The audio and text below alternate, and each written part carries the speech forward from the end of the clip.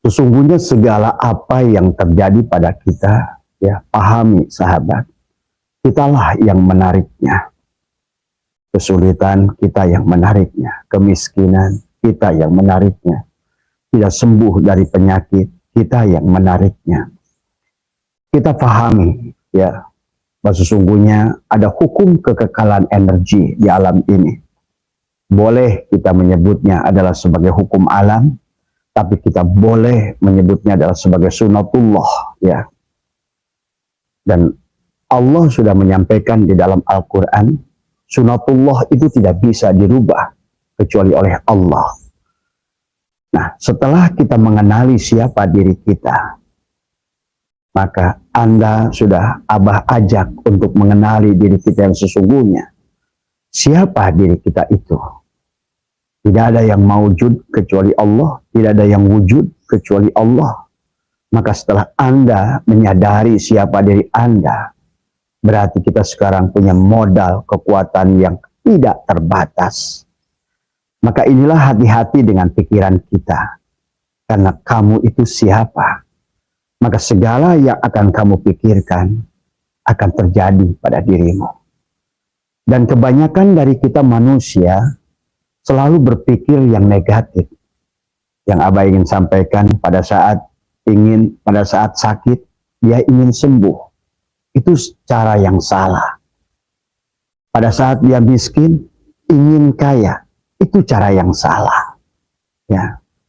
Inilah hukum kekekalan energi. Dikatakan bahwa energi adalah tidak bisa diciptakan, dan energi tidak bisa dihilangkan, tetapi energi hanya akan bisa dirubah bentuknya. Air yang Anda bawa ke dalam suhu sampai 0 derajat, air itu bisa dirubah menjadi es batu. Air pada saat dididihkan sampai 60 atau 80 derajat Celcius, air itu berubah menjadi air panas yang mendidih. Tapi air pada saat dipanaskan pada suhu di atas 120 derajat, maka air itu akan mengembun, ya sahabat. Sublimasi, ya. Maka oleh karena itu, karena di alam ini berlaku hukum sunatullah, maka hukum tarik-menarik akan terjadi pada diri kita. Apalagi tentang setelah engkau kenali siapa dirimu, berarti engkau adalah merupakan menjadikan orbit kebahagiaanmu, ataupun engkau adalah menjadikan orbit kesusahanmu. Kau berpikir susah, maka akan menarik kesusahan. Kau berpikir negatif, maka segala apa yang kau pikirkan yang negatif itu akan terjadi pada dirimu. Maka itulah Allah berfirman dalam hadis qudsi, Ana indadhonni abdi bih. Aku tergantung daripada prasangka hambaku. Maka lebih dari 70 orang yang bertanya kepada Abah, sesungguhnya jawabannya hanya satu. Jawaban yang satu itu adalah bersyukur, ya sahabat. Maka inilah konsep yang Allah berikan, tetapi kadang-kadang kita tidak paham bagaimana yang dimaksud bersyukur. Bersyukur terhadap nikmat yang sudah kita miliki. Bersyukur terhadap nikmat yang sedang kita miliki. Dan bersyukur kepada nikmat yang belum kita miliki. Maka dijelaskan oleh baginda Nabi, syukur dibagi 3. Ada syukur bil lisan, dengan ucapan. Dan hati-hati dengan ucapan. Karena ucapan adalah bentuk energi. Pada saat segala sesuatunya adalah energi, isi alam ini adalah energi yang tidak terbatas, yang kita sebut sunatullah. Dan dirimu juga adalah materi yang berasal dari energi. Dan energi, hukum kekekalan energi adalah dia tidak bisa diciptakan, dan dia tidak bisa dimusnahkan. Yang ada hanyalah bisa dirubah bentuk, seperti air tadi. Sebagaimana energi strum tidak bisa dihilangkan, yang ada hanya dirubah bentuk. Apakah strum itu berubah menjadi cahaya lampu, Apakah setrum itu berubah menjadi bekunya es pada kulkas? Apakah setrum itu berubah menjadi suara pada radio? Apakah setrum itu berubah bentuk menjadi gambar pada TV? Apakah setrum itu berubah menjadi angin pada kipas angin? Ataukah setrum itu berubah menjadikan beras menjadi nasi pada magicom? Energi adalah tidak bisa dihilangkan. Maka kalau Anda berpikir tentang negatif, Anda miskin. Berarti perasaan miskin itu energi. Anda menderita, maka perasaan menderita itu pun adalah energi. Maka penderitaan itu tidak akan habis selama kita berpikir tentang penderitaan itu. Sakit itu tidak akan sembuh pada saat kita ingin sembuh dari sakit itu, justru sebaliknya.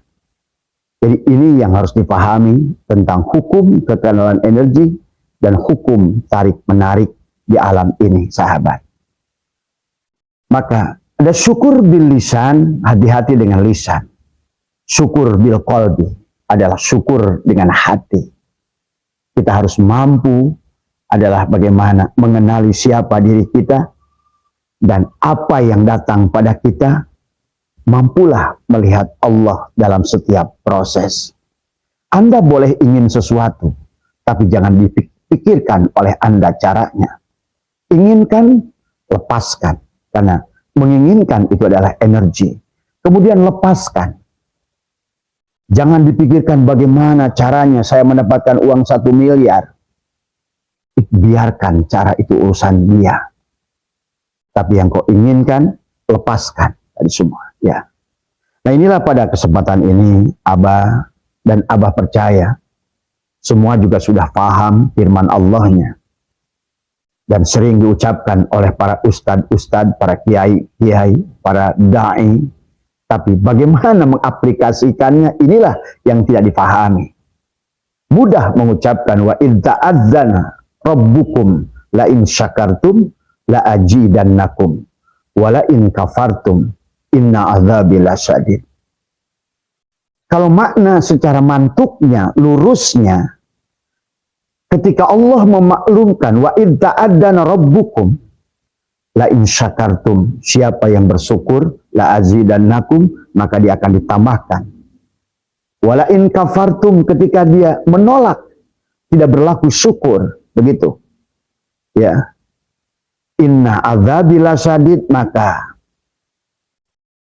akan ada siksa yang pedih. Apa itu siksa yang pedih? Pada saat datang segala sesuatu pada Anda, katakanlah Anda sakit, dan Anda kufur kepada sakit itu, maka azabnya adalah tidak datangnya sembuh.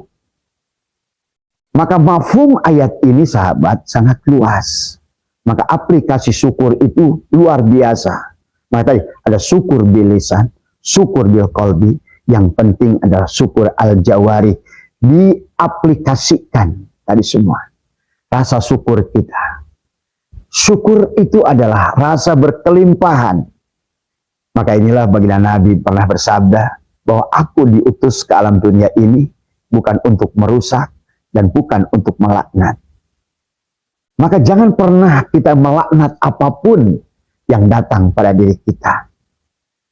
Percayalah, Abah sering katakan bahwa hampir 80% apa yang terjadi pada kita setiap hari, segala perkara yang tidak kita sukai.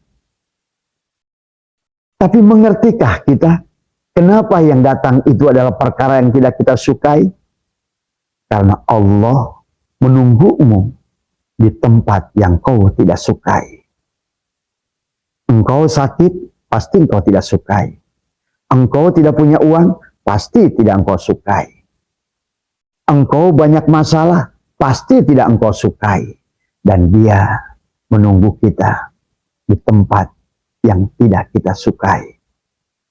Maka dalam hidup itu sahabat, ada kebaikan, ini kebaikan, ada keburukan. Maka di tengahnya adalah ada kesadaran. Pada saat orang yang sudah mengerti kata syukur, pada saat dia melakukan kebaikan, jangan terjebak di dalam kebaikan segera kembalikan kepada kesadaran. Karena kebaikan yang tidak disertai kesadaran akan melahirkan kesombongan dan ujub yang akhirnya kebaikan itu akan punah, akan hilang. Dan sebaliknya pada saat Anda punya keburukan, karena manusia itu antara dua sisi itu, sebagaimana firman Allah, wa nafsi wa masawwaha falhamaha ujuraha wa taqwaha. Tapi di antara keduanya ada kesadaran. Sadar itu dzikir. Zakaru yadkuru dzikron, ingat. Maka ingatlah segala. Karena kebaikan yang tidak disadari dengan kesadaran akan merusak kebaikan itu sendiri. Dan keburukan yang ada tidak menyadari adalah juga akan sama. Keburukan itu akan bertambah buruk. Orang sakit akan bertambah sakit. Banyak sering orang bicara setelah jatuh tertimpa tangga. Maka Abah mungkin mulai sekarang akan mulai mengajak ingin merubah kita semua, paradigma kita semua. Karena agama itu adalah bukan untuk membuat kesusahan. Sebagaimana Nabi bersabda, aku datang membawa cinta. Aku mendatang membawa rahmat. Wa ma arsalnaka illa rahmatan lil alamin. Maka jadilah kita ini sebagai khalifah Allah, sebagai khalifah pengganti Allah, untuk menaburkan benih cinta Allah, untuk menaburkan benih adalah kemaafan Allah Al-Ghafar, Allah Raufur Rahim, Ghafurur Rahim. Marilah kita tebarkan cinta, kasih sayang, karena inilah tujuan agama. Agama diadakan oleh Allah justru untuk meningkatkan kesadaran. Tapi justru sekarang agama malah sebaliknya menghilangkan kesadaran. Agama yang sudah berjalan 100 tahun terakhir ini di Indonesia adalah agama doktrin. Hanyalah orang ditakut-takuti neraka. Hanyalah tentang keburukan-keburukan. Maka ini kita harus rubah. Karena kita adalah energi. Ucapan kita adalah energi. Ingat, ucapan kita adalah energi. Maka energi tidak akan hilang, hanya akan berubah bentuk. Maka mari kita rubah bentuknya. Karena energi, hukum sunnatullah, maka kata Allah, tilka sunnatullah, walan tajida li sunnatillahi tabdila. Inilah sunnatullah. Dan kalian tidak bisa merubah sunnatullah. Seperti tadi, walaupun oleh anak ingusan sekalipun, pada saat air ditaruh di freezer, akan beku dengan sendirinya, nggak usah kamu pakai doa. Walaupun air kemudian dibawa walaupun orang gila sekalipun, dididihkan pada 80 derajat, maka dia akan mendidih walaupun oleh orang tanpa punya akal. Karena kesadaran tidak akan melihat agamamu, kesadaran tidak akan melihat sukumu, kesadaran tidak akan melihat siapa kamu. Tapi kesadaran adalah akan datang pada dirimu, adalah sesuatu yang luar biasa. Inilah yang harus kita pahami tentang kehidupan adalah teori tarik menarik. Anda berpikir negatif, yang datang negatif. Dan inilah hukum kekalahan energi. Kamu berpikir negatif, yang datang negatif. Maka Abah sering katakan, hati-hati dengan apa yang ada di hatimu. Karena apa yang ada di hati kita akan menjadi pikiran pada kita. Apa yang ada di pikiran kita menjadi ucapan pada kita. Apa yang diucapkan oleh kita menjadi perbuatan pada kita. Apa yang diperbuat oleh kita menjadi nasib kepada kita. Berarti Allah berfirman, wala tansa nasibaka minad dunya. Nasib itu bisa dirubah. Dan adapun takdir yang Allah tentukan tergantung daripada apa yang kau pikirkan. Hati-hati. Karena kamu ini siapa? Kan kita sudah kenal, Mas Bambang, Mas Ridwan, Bang Dodi, semua teman sahabat Abah dimanapun berada. Kita ini siapa? Maka hati-hati dengan pikiran kita. Hati-hati dengan ucapan kita. Karena kita akan membawa membawa kita kepada keburukan. Kalau kita berpikir buruk, maka kita akan membawa kepada keburukan. Nah inilah, mohon maaf ya, ini ada telepon sebentar ya. Tapi Abah juga nggak tahu cara mengangkatnya kalau seperti ini.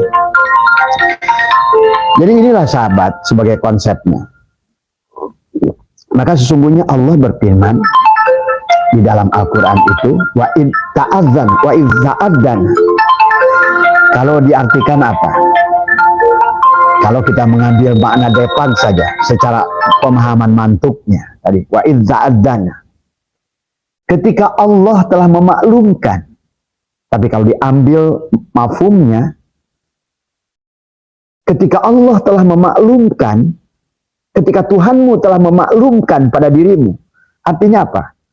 Kalau secara mafhumnya, kamu bisa menjadi seperti apa yang kau inginkan. Begitu. Ketika Allah Tuhanmu telah memaklumkan, wa id ta'adzana rabbukum la in syakartum. Ketika engkau bersyukur, bersyukur itu merasa berkelimpahan. Jadi kalau ingin kaya, jangan pernah berpikir miskin. Kan hukum tarik-menarik. Banyak orang ingin kaya yang dipikir miskin. Banyak orang yang sembuh dari penyakit yang dipikirin sakit. Anda banyak orang ingin lunas dari hutang, tapi yang dipikirinnya hutang terus. Inilah cara yang salah. Allah sudah ajarkan, la in syakartum, kalau kamu syukur, maka bagaimana mensyukurinya? Pada saat kamu punya hutang, katakan terima kasih ya Allah atas kelimpahan yang kau berikan ini. Terima kasih ya Allah atas rezeki yang telah kau berikan lalu, hari ini, dan rezeki yang akan kau berikan. Jangan lagi katakan tentang kata hutangnya. Karena pada saat engkau sebutkan kata hutang, maka kata hutang itu akan menjadi apa yang ada di hatimu. Dan apa yang di hatimu akan menjadi apa yang ada di pikiranmu, dan kau ucapkan. Maka tadi la insya itu, syukur itu bilisan. Kemudian bil qalbi. Kemudian syukur al-jawarih, bagaimana mengaplikasikan rasa syukur dengan menimbulkan rasa bahagia pada diri kita. Jadi pahamilah, pada saat kita sakit, Allah sedang percaya kita mampu menerima itu. Dan jangan kita berpikir minta sembuh, karena pada saat kita minta sembuh, justru yang terjadi adalah sebaliknya. Berarti kita menolak sakit itu, dan kita justru mengekalkan penyakit itu.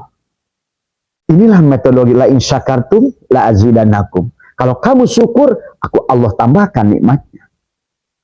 Maka pada saat kita adalah sakit misalnya, contoh, ya Allah, terima kasih atas kesembuhan yang telah Engkau berikan sebelumnya. Tuh. Maka Nabi Ayub sahabat didatangi oleh seorang malaikat, ya. Karena Abah tidak mau menyebutkan malak Jibril, karena katanya malak Jibril itu khusus untuk baginda Nabi Muhammad. Katakanlah malak, ya. Tadi semua. Wahai Nabiullah Ayub, engkau sakit sudah sekian lama. Bukankah engkau ini Rasul Allah? Kenapa tidak engkau minta pada Allah sembuh? Apa kata Nabi Ayub? Wahai malaikat, wahai malak, tadi semua. Aku malu pada Allah. Aku begitu lama menikmati sehat. Aku lama menikmati dengan banyak uang. Bahkan Nabi Ayub itu dikisahkan punya istri 4 sebelumnya. Aku sudah lama menikmati segala yang telah Allah berikan. Maka hari ini aku menerima. Inilah sebetulnya Rasul sudah mengajarkan kepada kita. Maka inilah, maka bagi Nabi Muhammad mengatakan, aku diutus bukan untuk melaknat dan bukan untuk merusak. Karena aku diutus adalah untuk membawa rahmat. Maka ayo, karena kita adalah khalifah Allah dan Anda sudah kenal dengan diri Anda. Siapa diri Anda itu? Yang pada saat berzikir la ilaha illallah, dalam hati aku Allah dan diriku tidak ada. Berarti apa yang kau sangkakan, itulah engkau selalu minta pada Allah, tapi engkau lupa. Bagaimana Allah itu wa huwa ma'akum aina ma kuntum. Maka betapa bahayanya kalau orang tidak mengerti hukum tarik-menarik, hukum kekekalan energi di alam ini. Tilka sunnatullah. Inilah sunnatullah. Walan tajida li sunnatillahi tabdila. Kalian tidak akan bisa merubah sunatullah. Jadi ini yang harus kita rubah, yang harus kita pikirkan tadi semua. Ingat, secara diri kita ini ada saraf sensorik, ada saraf motorik. Maka saraf kita, sel kita akan merekam. Kalau kamu berpikir tidak punya uang, yang akan datang adalah orang-orang yang tidak punya uang. Kalau kamu berpikir masalah, yang datang bukan adalah solusi, tetapi yang datang adalah membawa masalah lebih buruk lagi. Maka Abah sering pernah ajarkan, jangan pernah mengeluh dengan masalah.